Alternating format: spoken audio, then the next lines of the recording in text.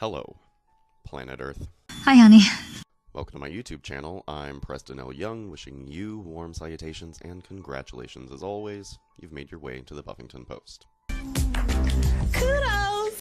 It's Tuesday, September 18th. Sorry, it's Tuesday. It's Tuesday, September 18th, and it's the last day. It's everyone's last day. Are you enjoying your last day before the fucking apocalypse? So, that's what I wanted to talk about today. I don't even know if I'm going to do an intro sequence for this. I just wanted to get on and talk about how it's the end of the Buffyverse as we know it. Yeah. So, tomorrow, it's the end of Season 12, and it is the end of Dark Horse Comics' run with Buffy. The end of the season's structure, and I have mixed feelings about it because, you know, it's the end of the world. And now, the kind of like nitty-gritty and businessy side of it is Dark Horse is no longer going to have the license to the Buffy books. Like, they won't be publishing any more Buffy books. And so I was looking on the Dark Horse website, and the fact of the matter is, if they're not going to continue carrying the license, maybe you should take Buffy off of your like logo, because like at the bottom of the Dark Horse website, they have like the oh, you can look at it on all your devices, and it's the cover of Buffy season 10 number 1 down there. It's like it's kind of a slap in the face, just because it just hurts. And I saw that the Volume 2 Library Edition for Season 10 is coming out soon, or maybe it just came out. It's coming out soon. And then I thought, oh, well, they're not going to be able to finish out the Season 10 Library Editions. They're not going to be able to put out the Season 11 Library Edition. They're not going to be able to do the Season 12 Library Edition because they won't be able to publish those books anymore. And so it looks like your library editions, I don't know what's going to happen with them. I don't know if another publisher could publish those books in a library edition, because they do, like those books do in fact belong to Dark Horse still. So I don't know how the licensing and contracts and all that good stuff works. I really don't. But it's just super weird.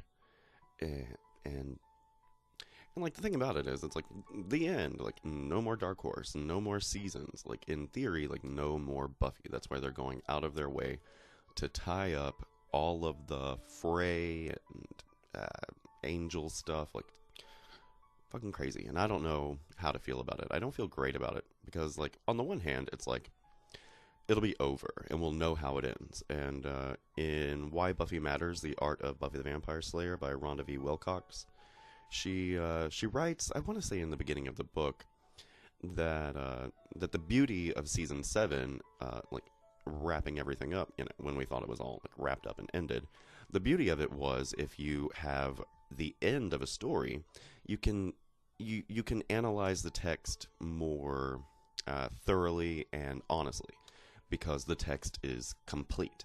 And so, like, here's the story. It begins here and it ends here, and you can go in and find meaning in all of the things that lie in between, and you can say, oh, well, this is a plot hole. Whereas if you're in season 5 of a show and you say, oh, that's a plot hole, maybe in season 6 or 7 they could go in and fill that hole, and you could be corrected. And so, so the idea is that, like, now that season 12 is going to be, in theory, the end, it's kind of a good thing, because then we will have 12 seasons of a thing and an entire story, and we can go in and really analyze the text fully. So, like, that's kind of the bright side to it. But at the same time, it just super fucking sucks, because we're not going to get any more Buffy books the way that we kind of understand the Buffy books to be.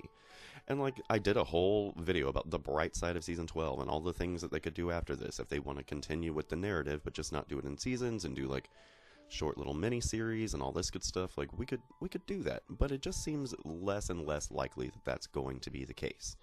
And it's kind of shitty, but like, what can you do? Nobody's paying me for this. And, you know, the rights are all, like, up in the air. as far as like the Disney deal and like where everything's gonna. I mean, the rights are gonna be like ironed out or whatever, but like the future is all up in the air because of what's Disney gonna do with it once it acquires it, and it's just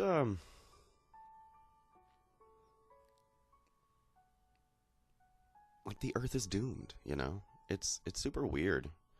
Um, my content here in the Buffington Post is not going to end. I already do a few little other things, but I've still got a shit ton of like wrap up videos to do for seasons 9 and 10. I've got some character studies I need to do. I've got some more discussions on the other Slayers from the comic books, and I want to start really kind of picking at the scabs of the plot holes that do exist and that are kind of like obvious that exist. Like when Spike said that he knew what Buffy's scars were from on her hands because she had to claw her way out of her own coffin, and he understood because he had to do that too. That doesn't make any fucking sense.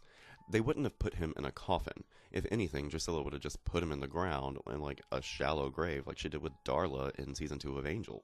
And so and the reason we know this is because he got turned into a vampire, and then like theoretically like a day or two later, he went home to his mother, who didn't even realize he was dead. So why would they go through the trouble of putting him in a coffin and all this extra? It just seems like a lot of work that Drusilla didn't need to put herself through. So stuff like that, I want to like pick apart and like how exactly did Drusilla get hurt? Because it seemed like she was just physically hurt.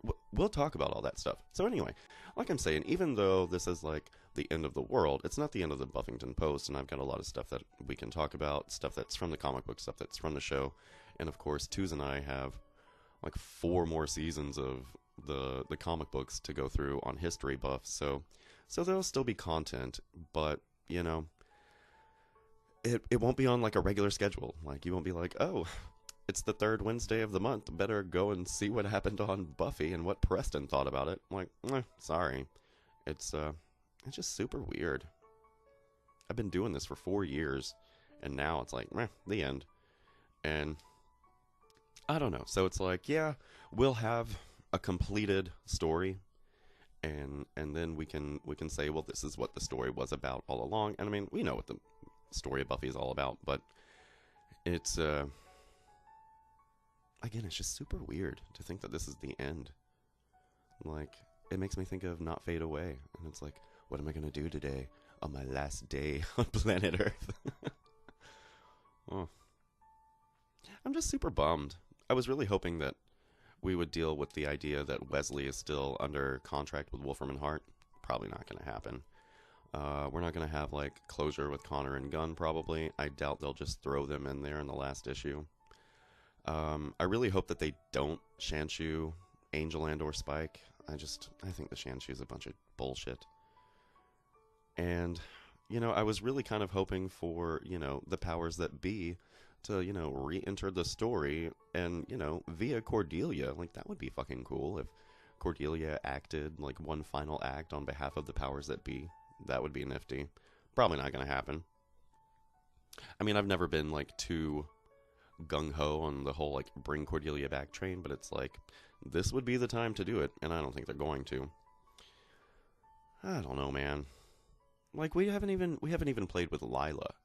You know, we had Lila back in season 10, and presumably she's just been hanging out, doing the Wolfram and Hart thing through seasons 10 and 11, and now 12. But we're not going to play with Lila? We're going to bring the mayor back in this obscure way, and we can't bring Lila back? It's not great. It's not great. I don't know, man. It's the end of the world. And I really don't think that there's going to be a satisfying way to do it. And it's just so weird. This 4 issues was apparently like a mandate from Fox. They were like, here you go. Like, wrap it up. Because we're peacing out. Like, holla back or don't, Buffyverse. I don't know. It's like, you know, I'm one of those people who, like, as much as I love seasons 6 and 7, like, you could have just ended it in season 5, and it would have been like very neat. Like we ended it, the end. And in the end of season 7 is, fantastic with like, oh, I'm not alone in the world and I get to live in it too. Great. But it really could have just ended in, the end of season 5. And, they could have just left it at the end of season 7. But I'm a big fan of what's gone on in the comic books, and I'm glad that we got them. But it just seems kind of shitty that they've been forced to wrap up 4 seasons of comic continuity on top of the 7 that came before it in 4 issues. It just it seems kind of like a slap in the face. Like, meh, you might have wasted your time. And I don't think it's a waste of time, because of, like, you enjoyed it, and even though it might not come to a satisfying conclusion, you still got to enjoy the things that you enjoyed, and, pouted about the things that you didn't. It just, satisfaction is probably not going to be, like, the catch of the day tomorrow. Again, the last day of planet Earth. But anyway, planet Earth, just let me know how you're actually feeling about, like, it being the end, and do you think that they're just wrapping it up because Fox knew that they were going to do this, not a reboot, whatever the heck it is?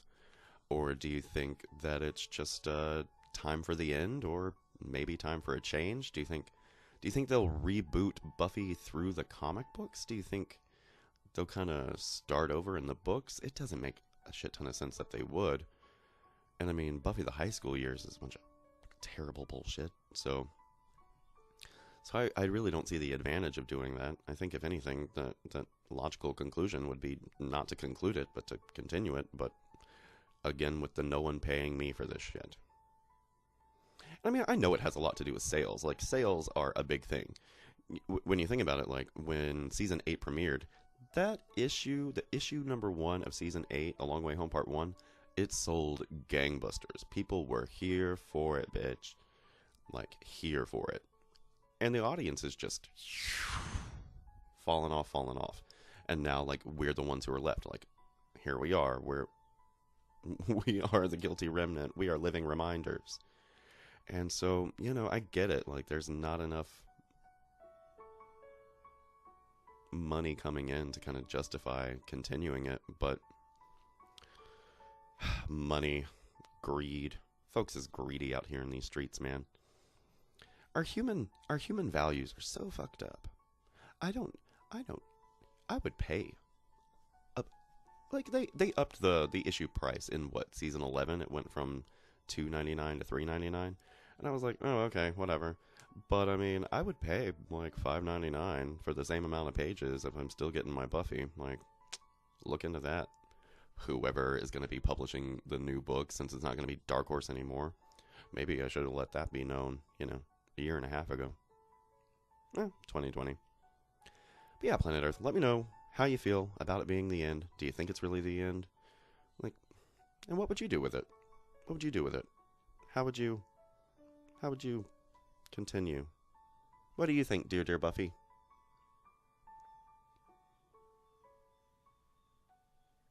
She's gonna think about it. But yeah, that's pretty much all I had for you today, guys. I just wanted to get on here and rant about how it's the end, and I don't like it. But I hope you're having a great 2018 so far, everybody. You can come right back here to the Buffington Post anytime for Buffy the Vampire Slayer reviews, Angel and Faith reviews, Buffy vs. discussions on the other Slayers, more history buff, and tomorrow, my review of The End of the World, should I survive to make it. Have yourself a great day today, and we'll see you next time.